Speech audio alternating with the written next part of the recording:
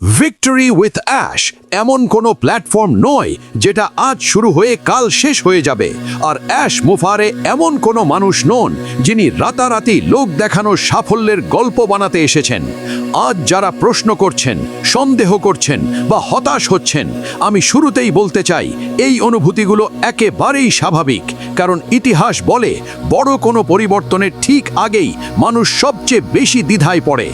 আজ জেফ বেজসের নাম শুনলেই আমাদের চোখে ভেসে ওঠে অ্যামাজন, কিন্তু আমরা ভুলে যাই সেই দীর্ঘ সময়টার কথা যখন অ্যামাজন টানা 9 বছর 1 টাকাও লাভ করেনি।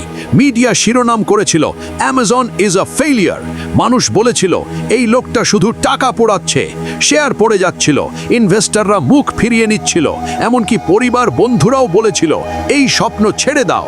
বেজস কোনো রাজ পরিবারে জন্মাননি, তারও ছিল ভয়, অনিশ্চয়তা আর চাপ, কিন্তু তিনি একটি সিদ্ধান্তে অটল ছিলেন, আমি আজকের জন্য নয়, আগামী 10 বছরের জন্য কাজ করছি।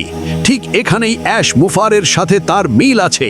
অ্যাশও জানতেন মানুষ আগে ফল দেখতে চায়, কিন্তু বড় কিছু গড়তে হলে আগে ভিত শক্ত করতে হয়।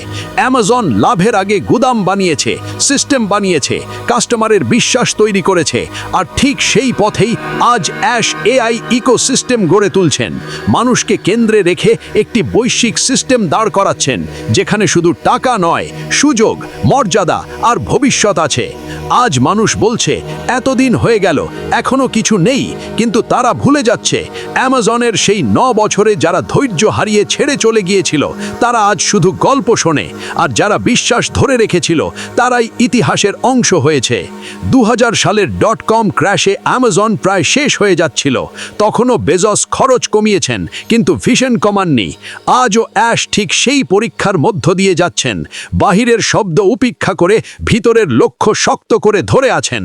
মনে রাখবেন, যারা তাড়াতাড়ি সফল হয় তারা শুধু আলোচনায় থাকে, কিন্তু যারা দীর্ঘ সময় ব্যর্থতা, অবিশ্বাস আর অপেক্ষার ভেতর দিয়েও দাঁড়িয়ে থাকে তারাই দুনিয়া বদলে দেয়।